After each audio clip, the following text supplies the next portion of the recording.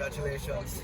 Took you 13 games, but finally, Faulkland's first win of the season. How would you get in terms of reaction of finally getting back on the field?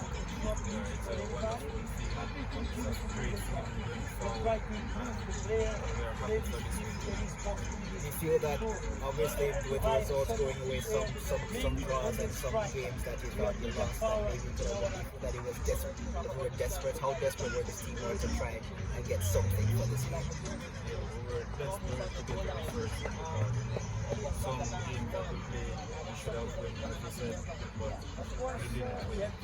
So this is a great win for us. Does it help to have in terms of familiarity with Gregory Palmer back at the helm? Do you feel that, I guess, that magic that you got in terms of getting promotion, do you feel that it's coming back? Yes, it's definitely coming back. How would you think that this will help at least for as we start the second round? It will help us to go forward. We will win more matches. Confidence. We have the confidence. Okay, that's a lot. All right.